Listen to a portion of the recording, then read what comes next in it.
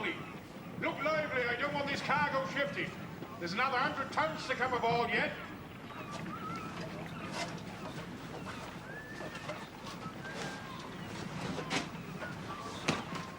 Bit low in the water, isn't she? There's 400 tons of them rails in the hole already. And another 50 on the quay. In a ship this size? What does he mean to do? Sail her or sink her? Where's the car? Yep. She's making water off. Get below and look to the caulking. That's it. You two up on deck and man the pumps. Leaking before we've even left harbour, Captain. It's only seepage. Shrunken timbers not used to being below the waterline. They'll see like clams soon enough. No cause for concern. Not here, perhaps. Where we can swim for it. They wait till you signed on before they tell you. Walk off now, they'd throw us in jail. At least we'd get out of jail alive. Make Lisbon in time. There'll be a cargo of oranges for us. But don't delay. Need you home in 3 weeks' time for a batch of rails. 450 tons in all, sir. Aye, she'll take it. She's a good ship. 12 years A1 at Lloyd's. Well? She's overloaded, sir. Fraser's not very much on his order books at the moment. And Captain Fogarty's looking for a command, so if you've no stomach for it, Captain Banks. But if we should run into bad weather, sir? I shall rely on your good seamanship. Well, I've faith in that. And you?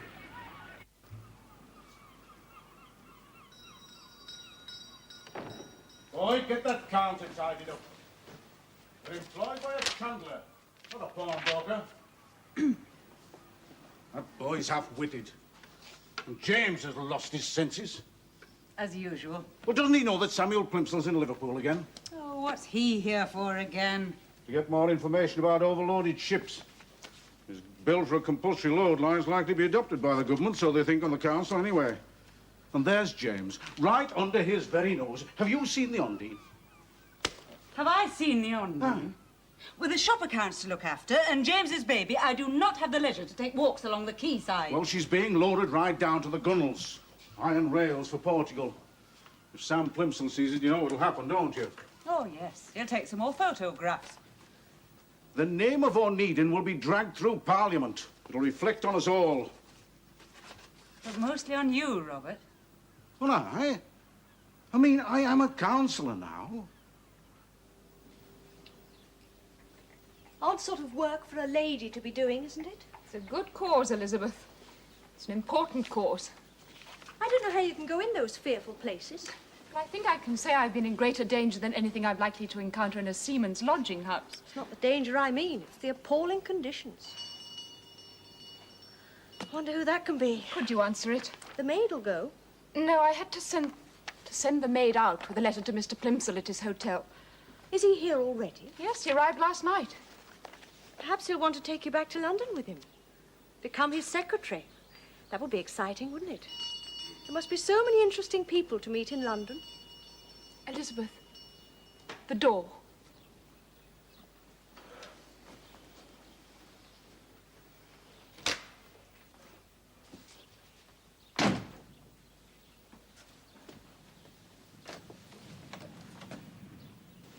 Oh, Daniel.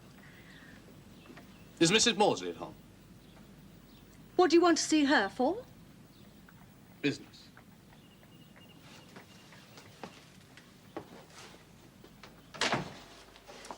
Caroline, Yes? a gentleman to see you. Why, Captain Fogarty. Could I speak with you, Mrs. Maudsley? Yes, of course.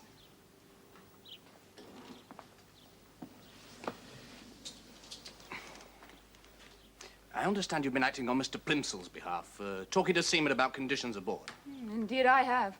And heard some stories I can tell you. About overloaded ships? And other evils. I've reached the conclusion that ship owners are entirely lacking in humanity.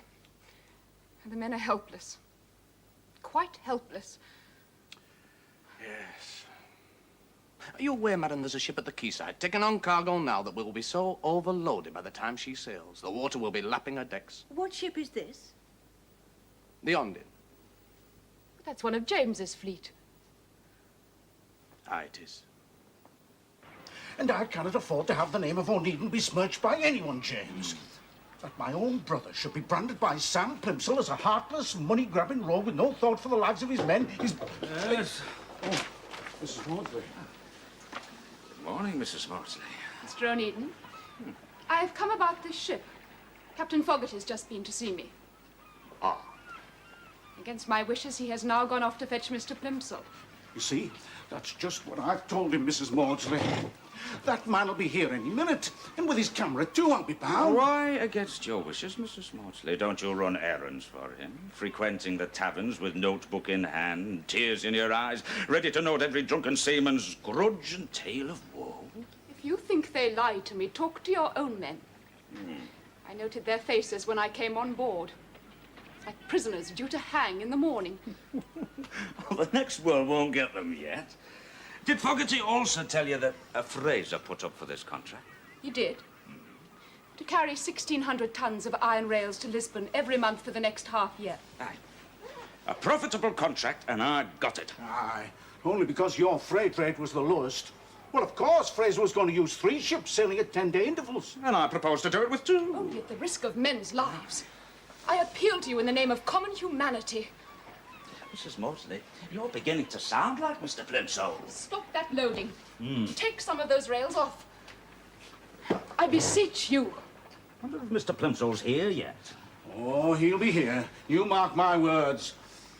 You see, Fogarty had not already told Mr. Plimsoll. I was hoping that you would.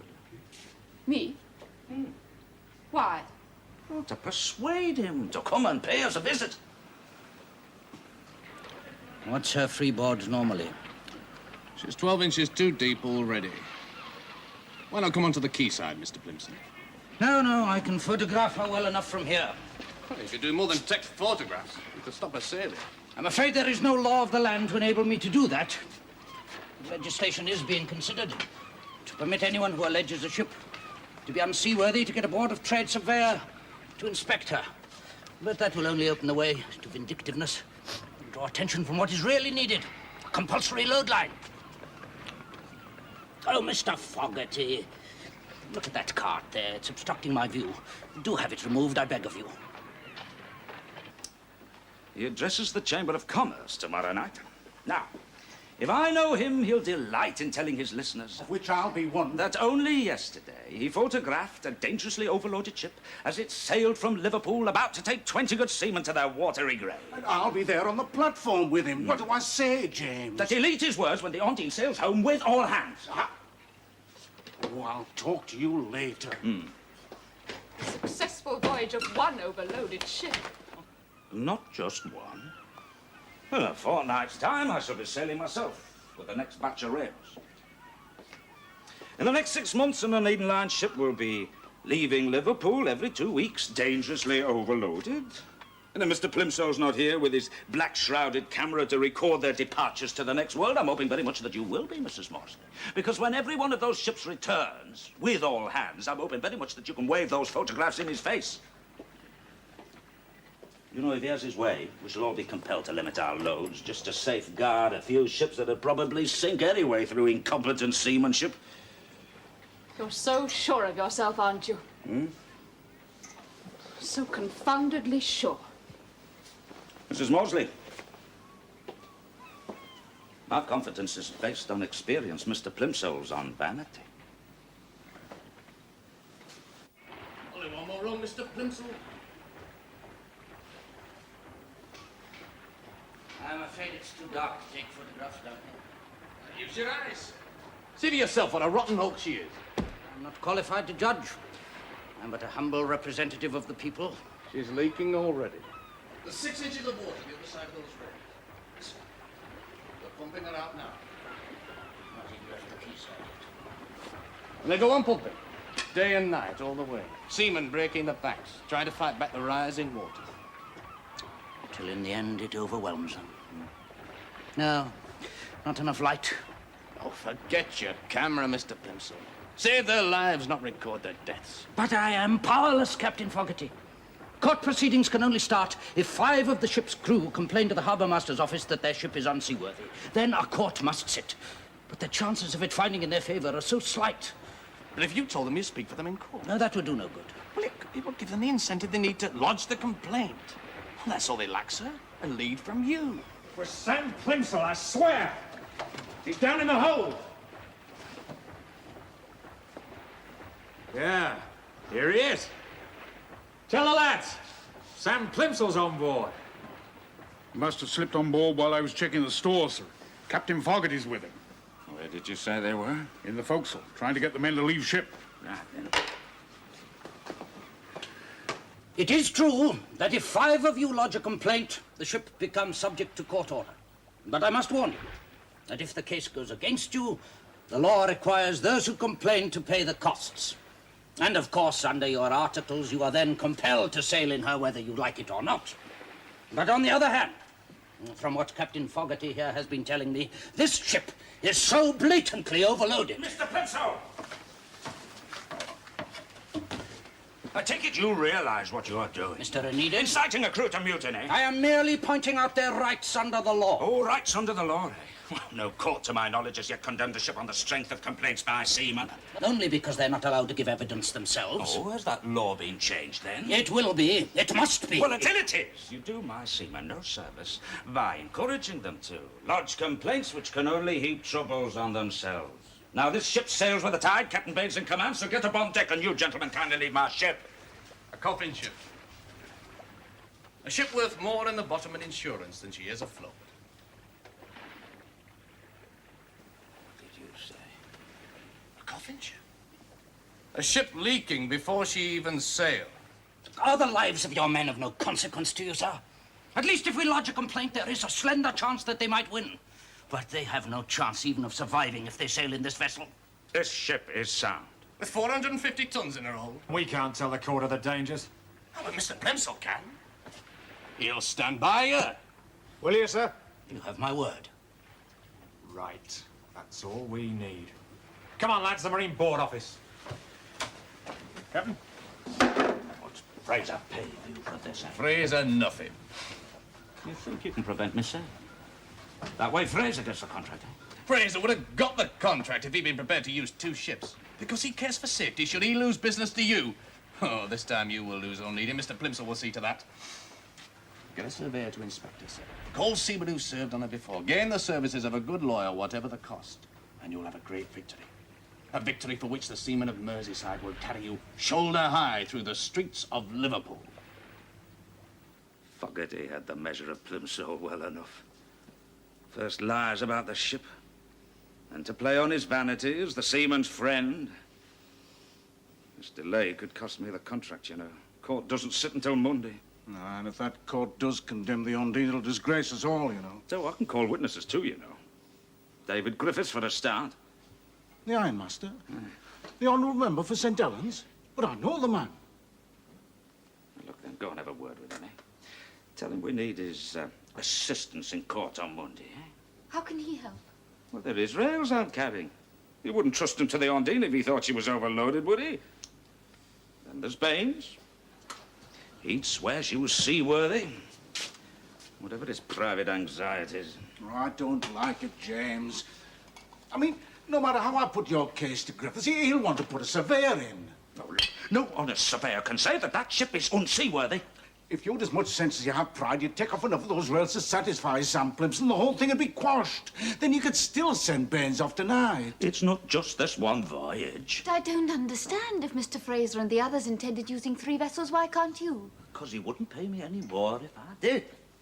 It's what they call a fixed price contract. Well, let's just hope you've learnt your lesson not to be so greedy next time. Look, will you stop moralising and go and see this David Griffiths?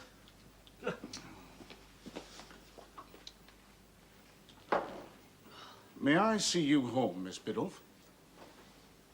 Oh, no, thank you. My carriage is just outside. Bad business. Bad business.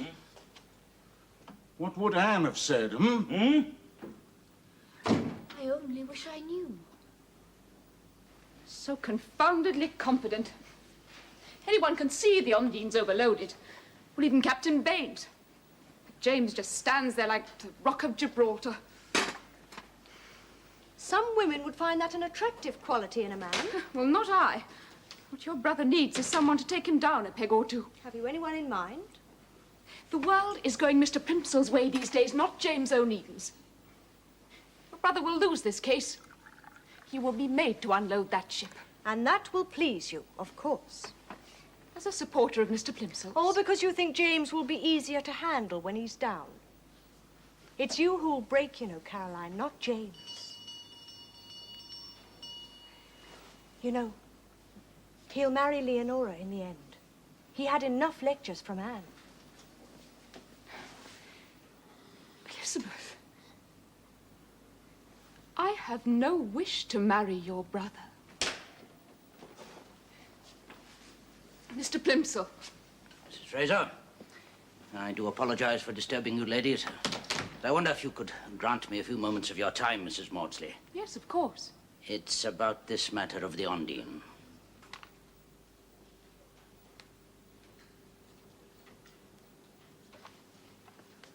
Oh, don't look so downcast. I'm sure the Onedin can reach Lisbon in time, even if she doesn't sail till Monday. She'd need a favourable wind all the way. Yes, and she'll get it, you'll see. Well, I must be going.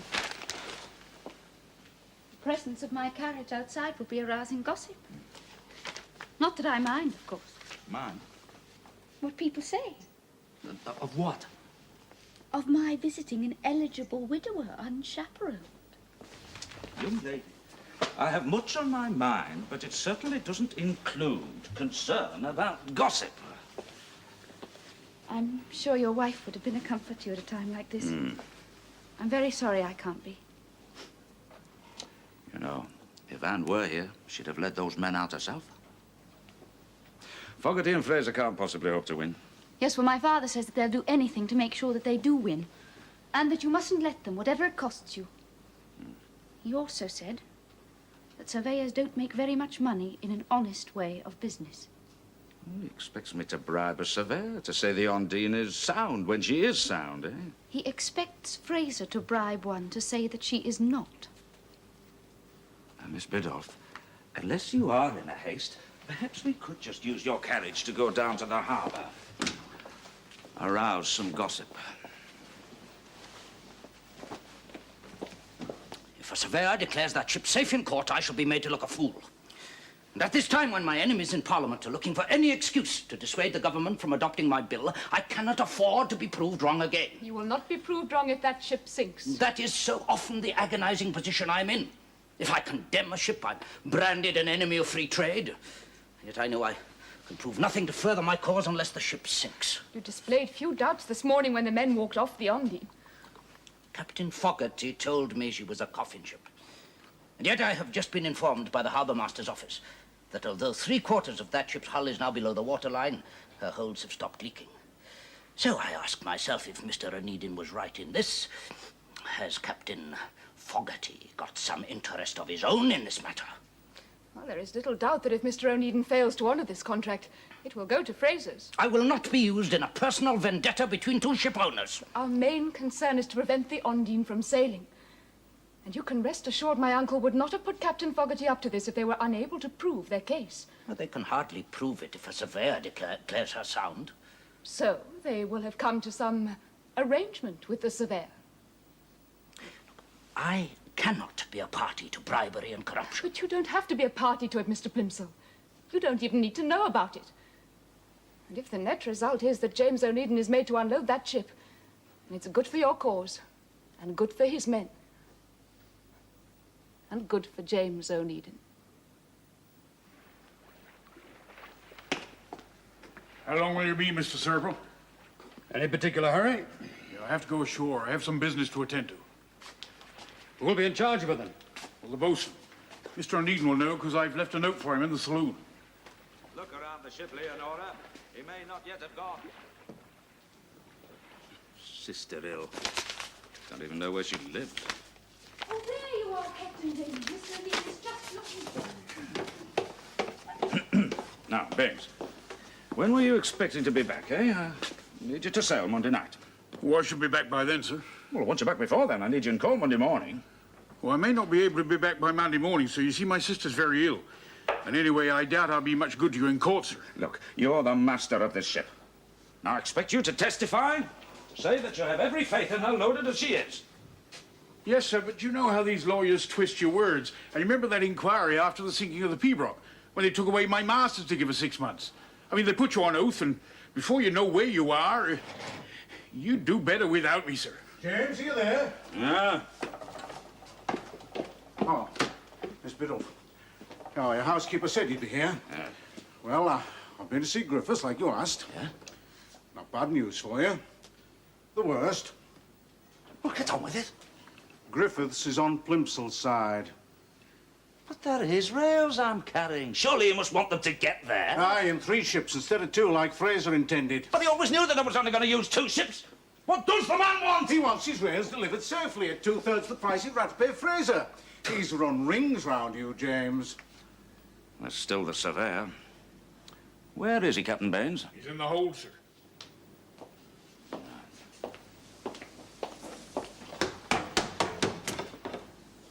I didn't think you'd let him down, Captain Baines. That's just what I don't want to do, Mum. I mean, I show so poorly in court. And that's truly the reason. Aye, it is.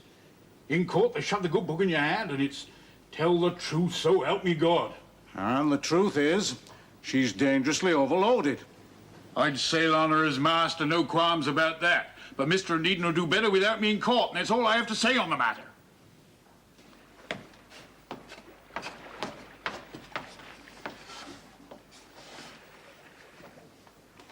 Nothing much wrong with the ship, is there? A1 at Lloyd's. It's a bit low in the water.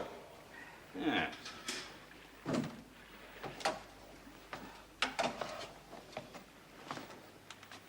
Too low? What do you mean?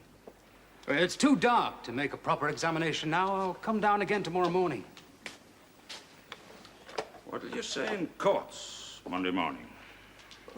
She's a sound enough ship. But?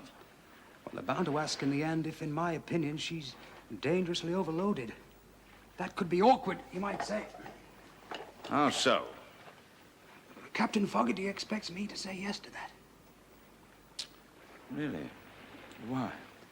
Well, can you give me any reason why I ought to say no, sir? Any, tangible reason? It could ruin you if you lose this case, Mr. Onedin. We all have a living to make, don't we, sir?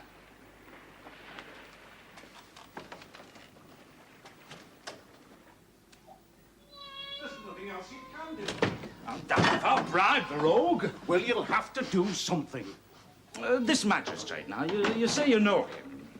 Friend of yours. Aye. Well, have a word with him then, eh? If he's a friend of yours, he'll appreciate the position. James, I did not get elected to the council simply to provide you with a friend at court, to get you out of scrapes for which you no one... James, dear, all you have to do is unload a few of your rails, do you not? Look, if I give way to pressure from Plimsoll now, it'll be opening the door for politicians 300 miles away in London telling us how to run our business. Next thing, they'll be telling you how much to charge in your shop.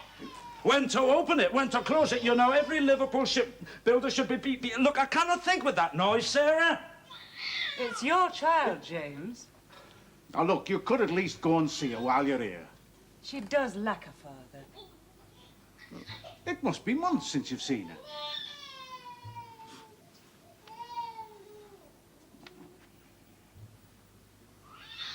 Look, I just don't have the time at the moment.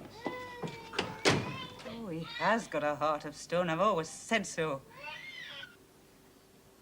Caroline went out with Mr. Plimsoll.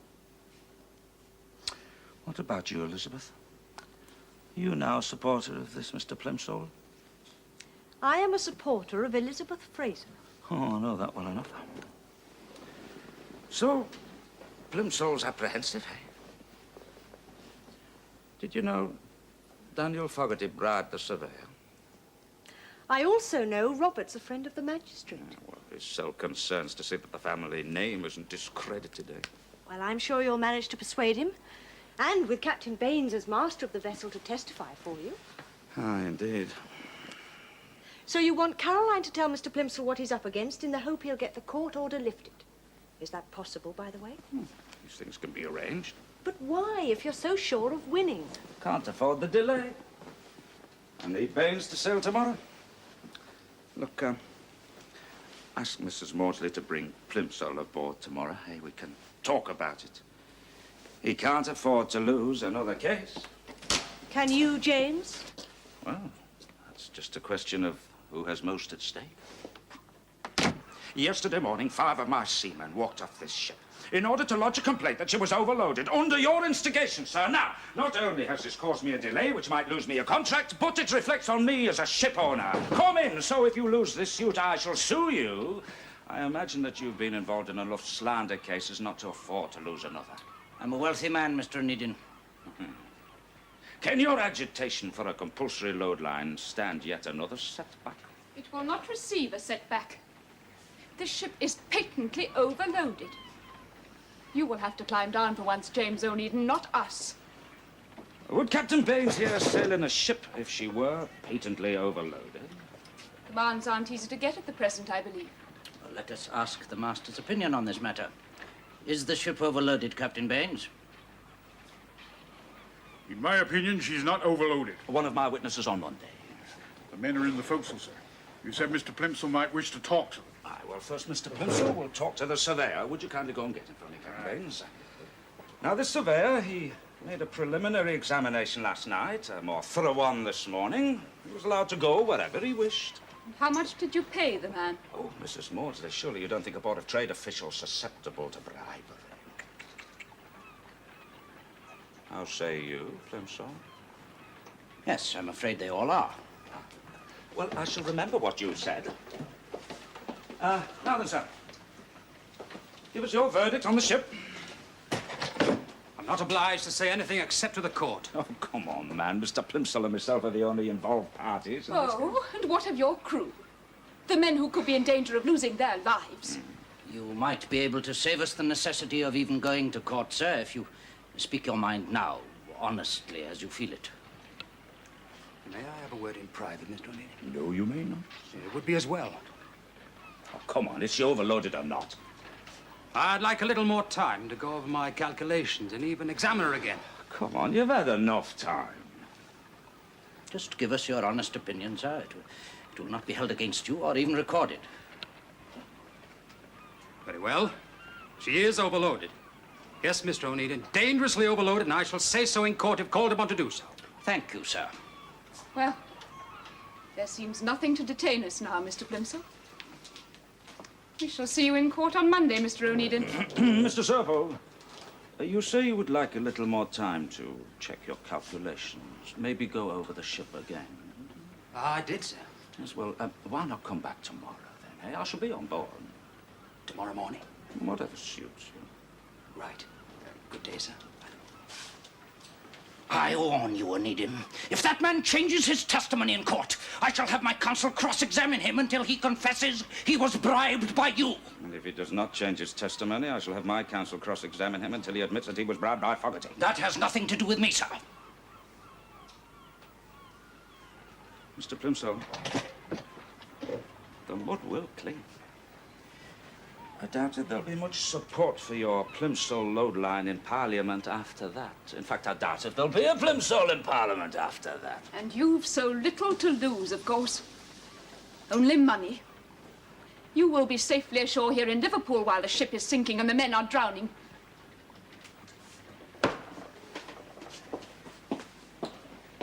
Captain Baines! Captain Baines' sister is very ill, and as she's his only living relative, I do think that she ought to be near him. And Captain Baines, you're relieved of command. You can go and see your sister. Oh, sir, but my sister, she's Go much and better. take Mr. Plimsoll to see the men. Tell them that they're paid off, as from today. We sign on again at 6 o'clock. You mean the ship sails under a new master? Aye. Any man that sails with me sails of his own free will. Very well, I'll put it to the men.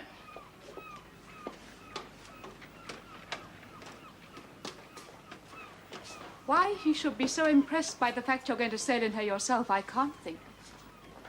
You wouldn't mind going down with your ship. You'd willingly die rather than give in to anyone. Why are you so bent on wanting me to give in. A woman likes to see faults in a man. So she can use them to her advantage, eh? And I still think it's dangerous. Why not sail with me yourself? Find out where the faults are.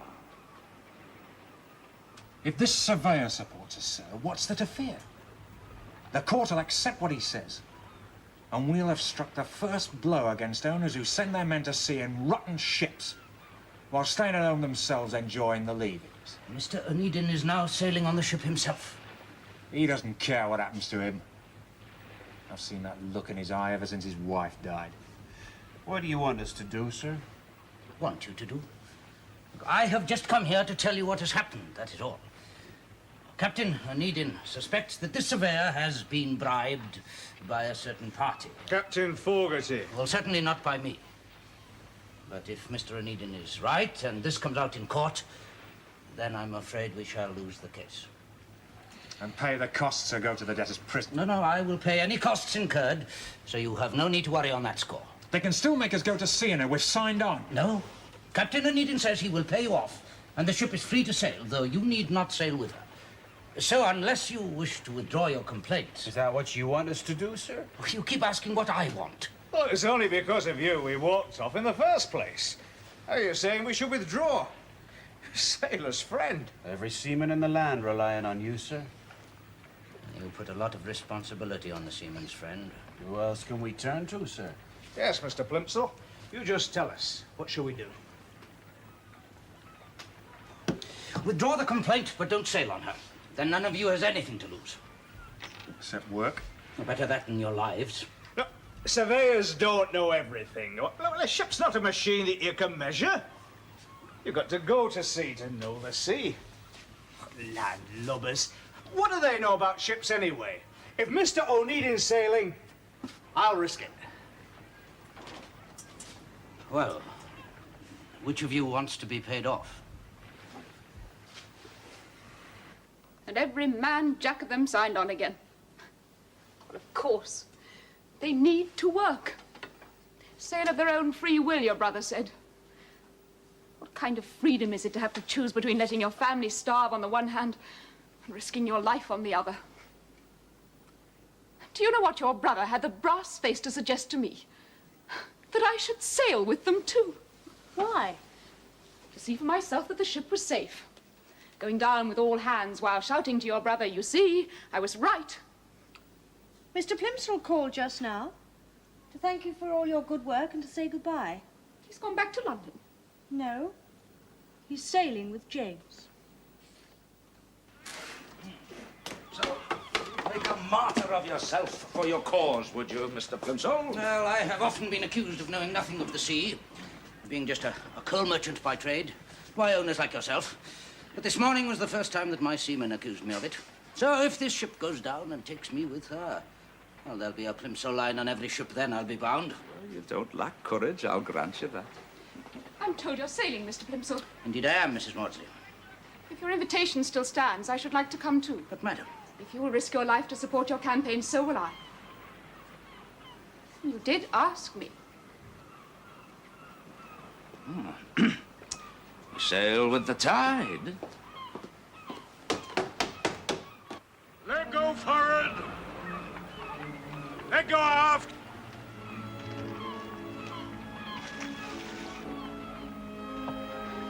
All clear fore and aft, sir. We're at your sister's bedside.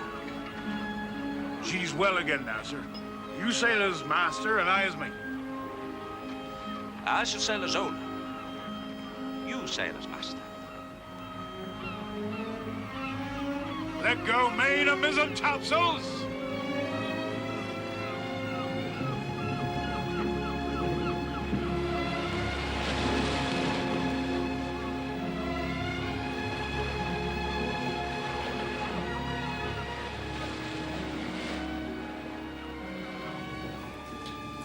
What really made you come, Mrs. Maudsley? To have the satisfaction as we sink of seeing you admit you were wrong. And what made you ask me to come? Well, it was likely to have been a rather tedious voyage. Oh, So I'm here to amuse you, am I? You'd have done better to ask Miss Biddulph to accompany you. Tell me, Mrs. Maudsley, why do you think those men signed on again? Because they needed the work. Because they love the sea. Then why walk off in the first place? All seamen love a grumble. What working man doesn't? But you know, they'd never have done it if Plimsoll and Fogarty hadn't egged them on. Oh, yes, they'll curse me roundly while they work, but they'll look forward to 3 weeks away from their wives, their troubles and their debts. Ah, Mr. Plimsoll, I thought we'd lost you. Men are still manning the pump, sir. And will be until we reach Lisbon. Captain Fogarty said they would be. Did he also tell you that they'd be singing while they do it? But if she's leaking... Well, then they'll break their backs to keep pace with it. Till in the end it overwhelms them all. Fogarty's very words. Oh, well, maybe Fogarty is right, but you know, all your frightful tales just bring amusement in the forecastle. Go to jail if they walk off. So they do. 2 months in jail so terrible that seamen would rather drown.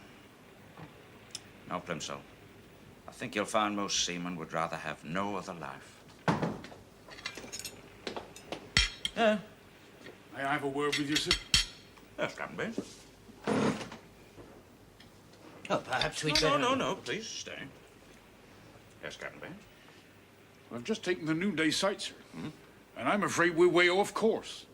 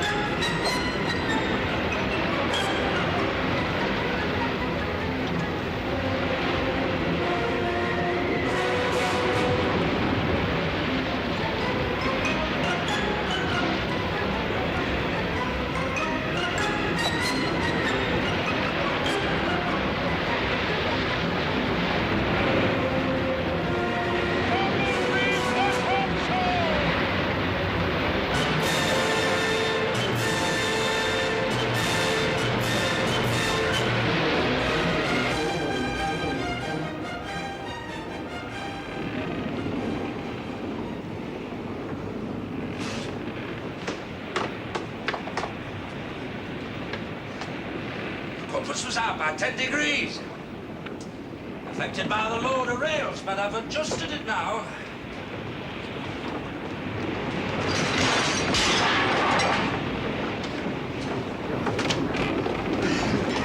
Seas are washing over the deck.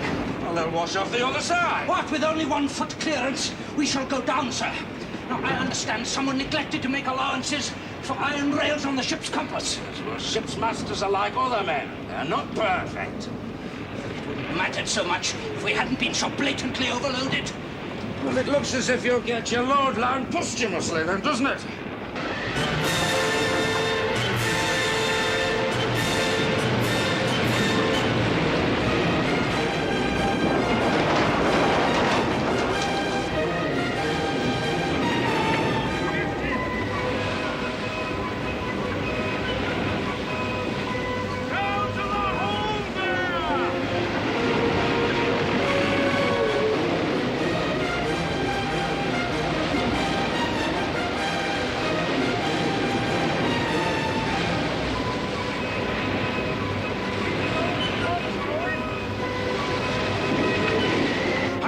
Ship in this weather.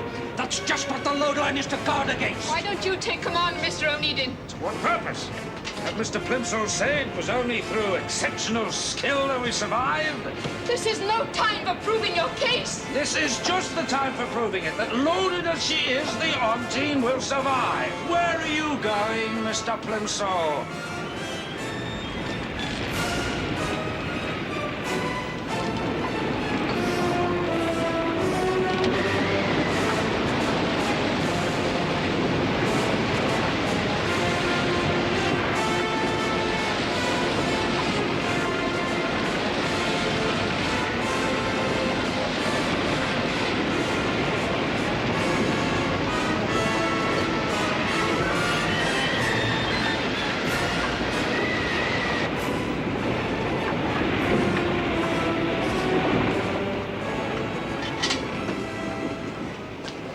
Here. Try a biscuit. They do say it helps. At least Mr. Plimsoll is seeing for himself. And no man complains. Just works. They're not singing now. They're too busy. Mr. Onedin, your sister was right. I'm the one that's breaking. I must confess, I'm frightened. And so am I. Possibly just a bit more acquainted with the feeling.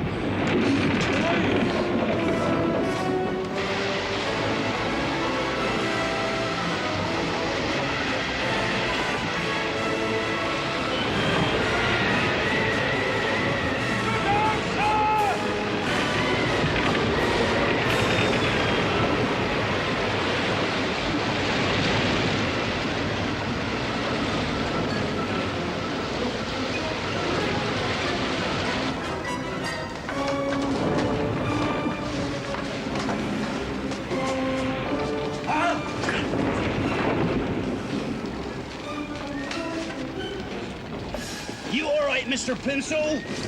Oh, you gave me a fright, sir. I gave you a fright? Will she go down? Onedin? Oh, no, sir. She'll ride out worse than this. And there's better weather on the way. You look as if you could do some grog, sir.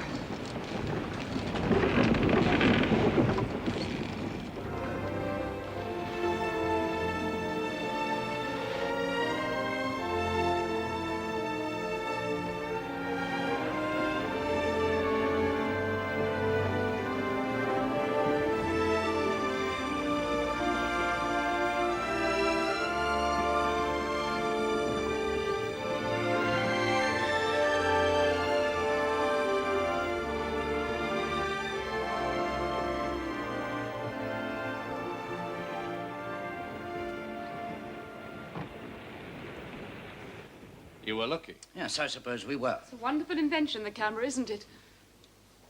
Coffin ship. Fraser needed the contract. It's not just the seamen who have it hard, sir. You bribed a surveyor to say she was dangerously overloaded when she was demonstrably not so. Bribe? I never bribed a man in my life. The Fraser, then? Neither did Fraser. That surveyor's opinion was his own.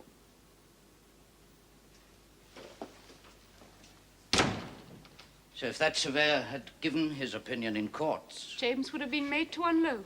On the strength of Mr. Serple's opinion, a man who knows nothing of the sea. Still, we were lucky. Yes, that's what it was, luck. But where men's lives are concerned, I'll not trust to luck. There must be a load line, and I will not cease to strive for it.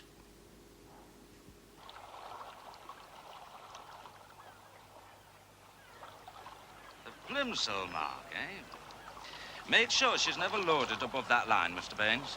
We loaded her higher than that on the Lisbon run, sir. Did we? A little.